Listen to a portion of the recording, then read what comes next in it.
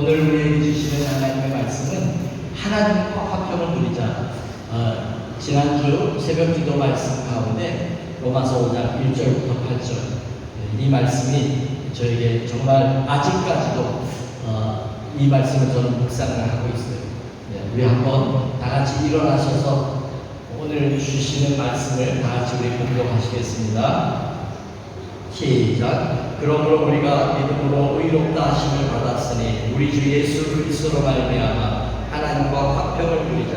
또한 그로 말미암아 우리가 믿음으로 서 있는 이 은혜에 들어감을 얻었으며 하나님의 영광을 바라고 즐거워하느니라. 다만 이뿐 아니라 우리가 환난 중에도 즐거워하나니 이는 환난은 인내를, 인내는 연단을, 연단은 소망을 이루는 줄 알미로다. 소망이 우리를 부끄럽게 하지 아니하며 우리에게 주신 성령으로 말미암아 하나님의 사랑이 우리 마음에 부음과 되니 우리가 아직 연약할 때에 기약대로 그리스도께서 경건하지 않은 자를 위하여 죽으셨도다. 의인을 위하여 죽는 자가 쉽지 않고 선인을 위하여 용감히 죽는 자가 혹 있거니와 우리가 아직 죄인되었을 때 그리스도께서 우리를 위하여 죽으심으로 하나님께서 우리에게 대한 자기의 사랑을 확증하셨느니라. 아멘. 자리에 앉으시고 제가 새 번역으로 한번 더 읽어드릴 텐데요. 그러므로 우리는 믿음으로 의롭다 하심을 받았으므로 우리 주 예수 그리스도로 말미암아 하나님과 더불어 평화를 누리고 있습니다. 우리는 또한 그리스도로 말미암아 지금 서 있는 이 은혜의 자리에 나오게 되었으며 하나님의 영광이 이르게 될 소망을 품고 자랑을 합니다. 그뿐만 아니라 우리는 환난을 자랑합니다. 우리가 알기로 환난은 인내력을 낳고 인내력은 단련된 인격을 낳고 단련된 인격은 희망을 낳는 줄을 알고 있기 때문입니다. 이 희망은 우리를 실망시키지 않습니다. 하나님께서 우리에게 주신 성령을 통하여 그의 사랑을 우리 마음속에 부어주셨기 때문입니다. 우리가 아직 약할 때에 그리스도께서는 제때에 경건하지 않은 사람을 위하여 죽으셨습니다. 의인을 위해서라도 죽을 사람은 거의 없습니다. 더욱이 선한 사람을 위해서라도 간이 죽을 사람은 드뭅니다. 그러나 우리가 아직 죄인 되었을 때에 그리스도께서 우리를 위하여 죽으셨습니다. 이리하여 하나님께서는 우리들에 대한 자기의 사랑을 실증하셨습니다. 아멘.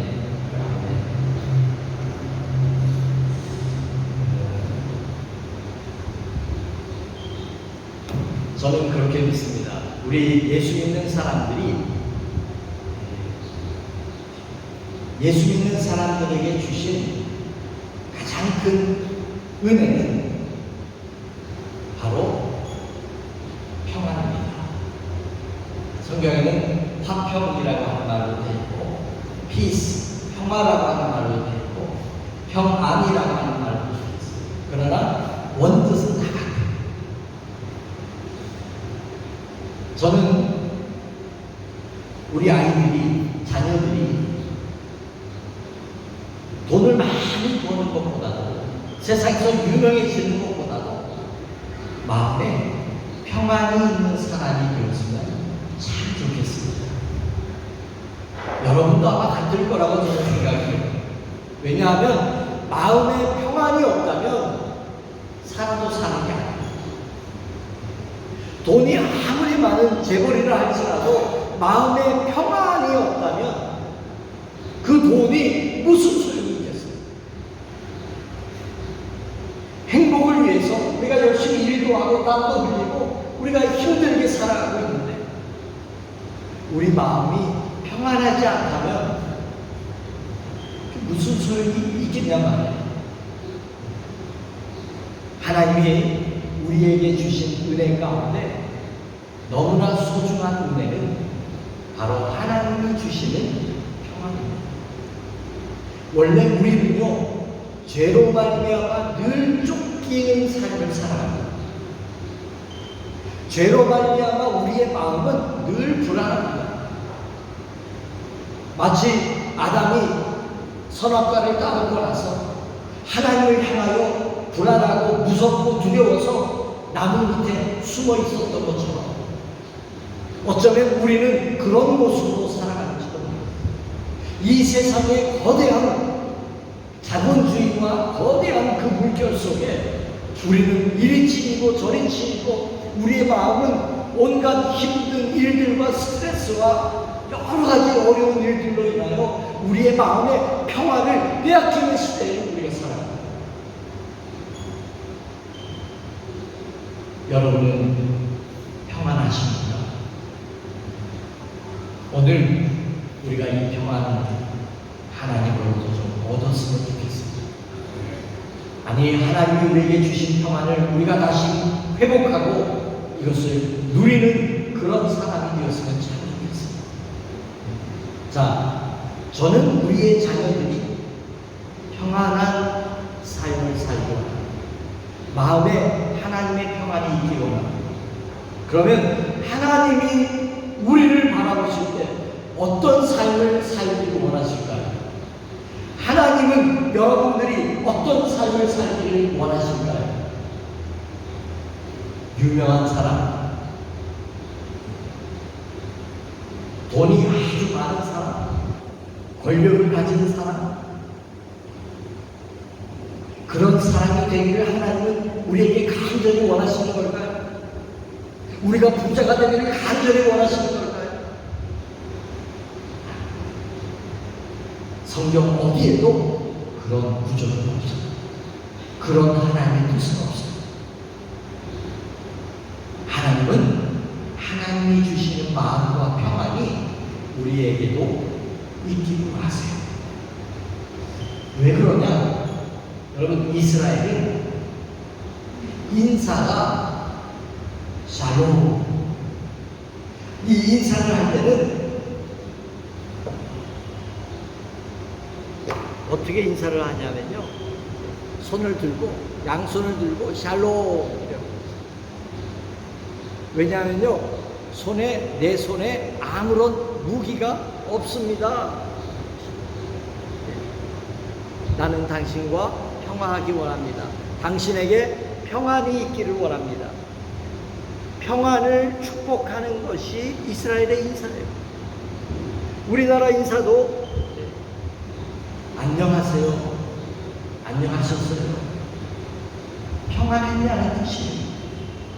평안하셨습니까? 그런 인사를 우리도 갖고 있어요. 하나님이 우리에게 원하시는 것은 평안. 자, 예수님이 결정적인 말씀을 하셨어요. 평안을 너희에게 끼치노니 곧 나의 평안을 너희에게 주노라.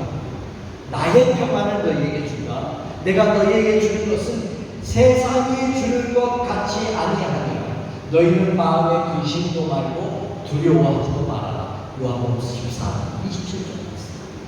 세상이 주는 평안이 아니래.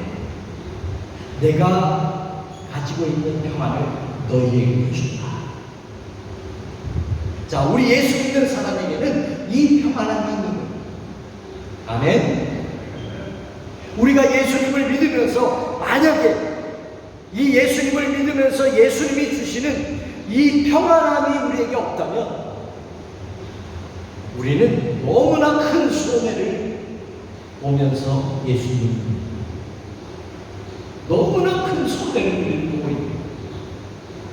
예수님을 믿으면서 우리는 예수님이 우리에게 허락하신 가장 큰 특권 중에 하나인 평안을 누리는 이 삶을 우리는 놓치고 있는 거예요. 돈이 몇백만 원, 몇천만 원 잃어버리는 것은 아무것도 아닙니다. 예수 믿으면서도 평안함을 누리지 못하는 삶이라고 한다면 여러분은 예수 믿으면서 어마어마한 돈으로도 환산할 수 없는 그런 손해를 우리가 보고 있다. 예수님은 부활하신 후에도 제자들을 처음 만났을 때 너희에게 평강이 있을지어다, 그렇게 인상 축복하셨어요. 샬롬 하고 축복하셨어요. 성경에 보면 사도 바울 선생님도 서신서에 에베소, 빌립보서, 골로새, 데살로니가, 빌레몬서 서신서마다 너희에게 은혜와 평강이 있을지어다. 항상 샬롬을 주고 있습니다. 하나님의 평강이 너희에게 있을지어다. 왜? 예수 믿는 사람에게 하나님의 평강이 최고의 복입니다. 이 세상에서 모두 잘 되는 것보다 더 좋은 것은 하나님의 평강이 우리에게 주신다. 아멘. 제가 새벽 기도를 하면서 준비하면서 걸렸던 것이 두 번째로 누리다. 아플라우시스. 하나님과 화평을 누리자. 너희가 예수님을 믿음으로 말미암아 의롭게 되었느냐? 이제 하나님과 화평을 누리자. 누리자라고 하는 말씀 속에 꽉 막혔어요. 그 말씀을 묵상하다가 거기서 꽉 막히고 나갔어요. 그리고 제 자신에게 질문을 하기 시작했어요. 기종아, 너는 하나님과 화평을 누리고 있느냐? 라는 질문을 하기 시작했어요. 누린다고 하는 말이 뭐지? 내가 하나님을 믿으면서 내가 누리고 있는가? 나에게 즐거움이 있는가? 기쁨이 있는가?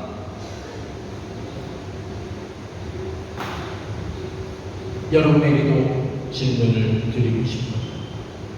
하나님과 화평을 누리고 계십니까? 하나님과 화평을 누린다면 어떤 모습의 신앙생활이 될 수 있을까? 우리의 삶은 어떻게 달라질 수 있을까? 하나님과 화평을 누리는 사람은 이 세상에서 어떤 모습으로 살아갈 수 있을까? 그것을 막 상상하기 시작했어요.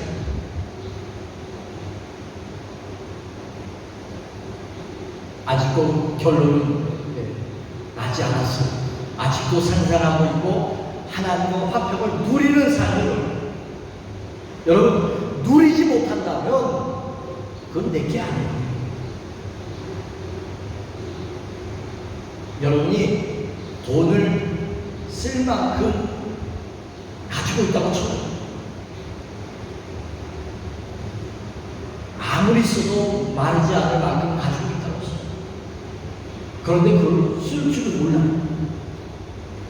내가 많은 것을 가지고 있는데 그것을 사용할 줄을 몰라요. 그러면 그것은 가지고는 있으나 내게 아니에요. 그러나 아무리 작은 거라 할지라도 그것을 내가 가지고 사용하고 누리고 즐기면 그것은 내 거예요. 내가 쓰는 거예요. 내가 그것을 사용하는 거예요. 누린다고 하는 것은 실제를 의미합니다. 내가 누릴 때 거기에서 오는 기쁨이 있어야 돼요. 내가 누릴 때 내가 뭔가 삶의 변화가 일어나요.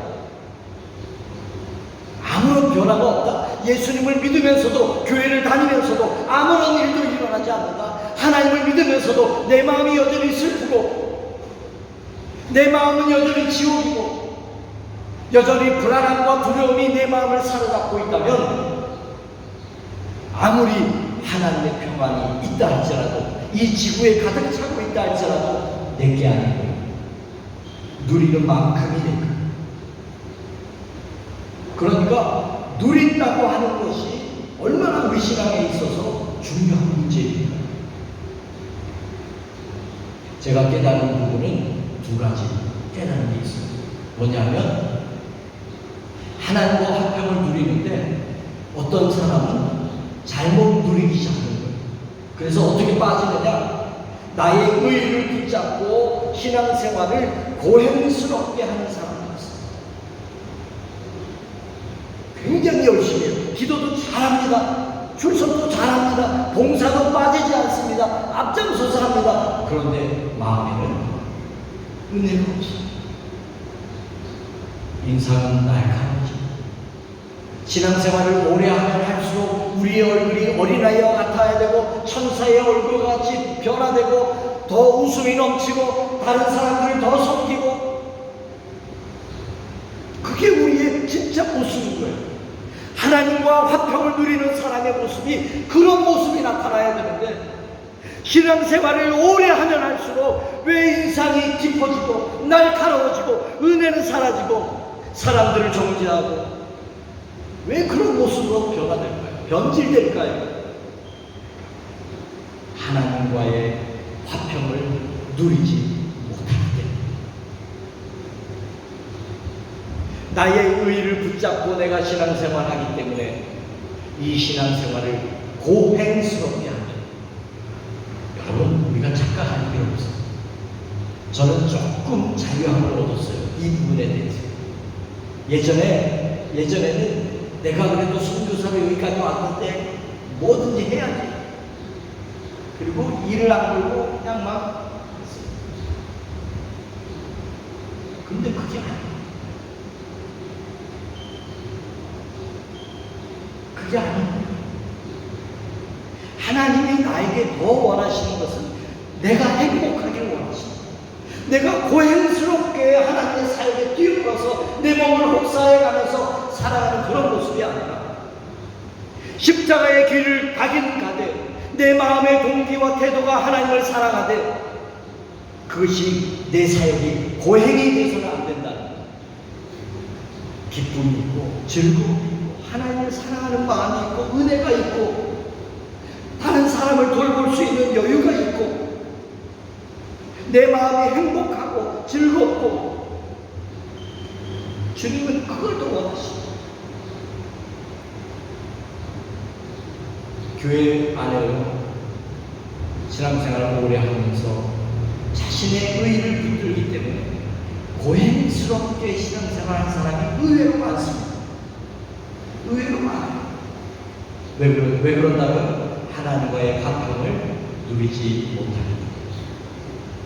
그런 분들은 하나님과 나와의 관계 속에 다시 첫사랑, 하나님과 내가 사랑했던 그 첫사랑을 회복해야 됩니다.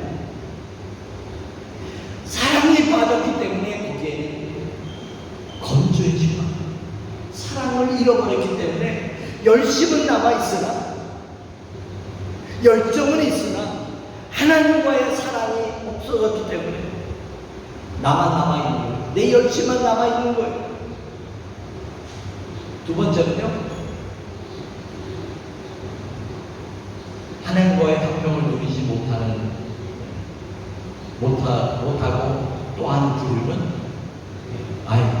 자포자기 하는 거예요. 신앙생활 하면서 점점 자포자기. 그러지 뭐. 아마 노력해도 안 되네. 아마 잘 믿어보려고 해도 이 죄 때문에 안 돼. 내가 아마 노력해도 변화되지 않아. 포기하고 교회 다니는 거예요. 이런 분들도 하나님과의 화평함, 회복하시기를 축원합니다. 하나님의 사랑은 끝이 없어요. 하나님의 사랑은 내가 그렇게 생각하는 그 연약함까지도 다 보고 계시고, 그 연약함까지도 다 안아주시고 나를 살리시고, 끝으로 우리가 하나님의 사랑 안에 이제는 거해야 합니다. 자, 하나님과 화평을 누리는 그 줄기는 뭘까요? 그 핵심은 뭘까요? 사랑입니다. 사랑. 하나님이 나를 얼마나 사랑하는지를 깨달을 때 우리가 그 사랑 안에서 하나님과의 화평함을 누릴 수가 있어요. 그래서 환난이 와도 우리가 즐거워합니다. 왜? 환난은 인내를 하고 인내는 결국 소망을 이루기 때문에. 그래서 오늘 우리가 읽은 말씀에 보면 이런 말씀이 나와요. 소망이 연단은 소망을 이루는 줄 알미로다. 그러면서 소망이 우리를 부끄럽게 아니하는, 여기 보면 소망이 우리를 부끄럽게 하지 아니하는 우리에게 주신 성령으로 말미암아 하나님의 사랑이 우리 마음에 부은바 되리니. 이게 하나님과 화평을 누릴 수 있는 열쇠입니다. 여러분이 정말 그러고 보니까 내가 교회를 지금까지 오래 다녔는데 내 속에 하나님과의 화평을 내가 누리지 못하고 있었네. 알고는 있었고 하나님이 나를 사랑하는 거 알고는 있었는데 이거를 내 거로 만들어서 내가 누리고 살았느냐? 내가 누리고 살지 못했구나. 그렇게 생각이 된다면 어디로 우리가 어디서부터 우리가 시작해야 돼요? 하나님의 사랑이 나에게 부음받여. 우리가 아직 죄인 되었을 때 의인을 위하여 용감히 죽는 자가 혹 있고 선행을 위하여 죽는 자가 드물게 있지만 우리가 아직 죄인 되었을 때 하나님과 원수 되었을 때 하나님이 예수님을 우리에게 보내주시고 예수님이 십자가에 죽으심으로 말미암아 하나님이 우리를 향한 사랑을 확증하셨습니다. 이 확증된 사랑 앞에 그 사랑부터 우리가 찾아야 돼요. 그 사랑부터 우리가 발견해야 되고 느껴야 되고 그 사랑에 감사해야 되고 그 사랑을 회복해야 되고 그 하나님의 사랑을 회복할 때 우리가 하나님의 평강으로 누리게 될 줄로 믿습니다. 사랑하는 성도 여러분, 세상은 우리에게 평안을 주지 않습니다. 그러나 하나님은 우리에게 평안을 주십니다. 이 평안을 우리가 누리지 못하고 신앙생활했다면 죄 때문에 괴로워하고 그래서 누리지 못했다면 다시 십자가를 다시 바라보시기 바랍니다. 이 부분을 놓치고 있었다면 내가 누려야 되는데 누리지 못하는 사역, 누리지 못하는 선교사, 목회자,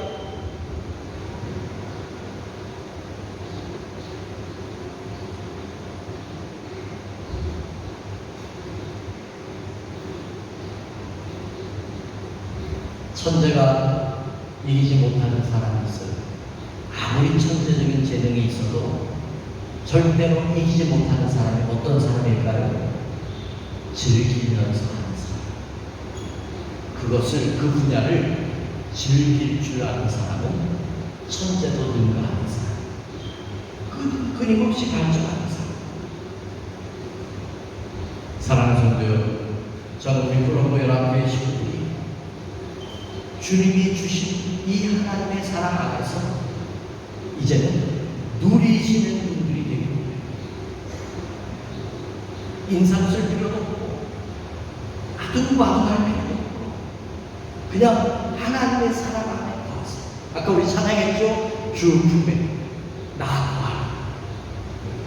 폭풍이 치고 그래도 거친 파도가 치고 나는 나아가고 주님의 사랑이, 주님의 능력이 나를 날아오게 합니다. 우리가 이 마지막 시대에 우리는 그렇게 살 수밖에 없어요. 우리 옆에 분하고 인사하고 우리 마칩니다. 하나님 안에서 화평을 마음껏 누립시다 하고 인사하세요. 마음껏 누립시다. 마음껏 누립시다. 마음껏 누립시다. 마음껏 누립시다. 이제는 우리를 구원하시기 위하여 십자가에 죽으시고 부활하신 예수님의 그 크신 은혜와 하나님 아버지의 끝이 없으신 사랑하심과 성령님의 역사 감화 감동하심, 우리 모든 믿음의 식구들 머리 위에 저들의 일터와 가정 속에 이 민족과 우리 조국 위에 이제로부터 영원히 함께 없시기를 간절히 축원하옵나이다.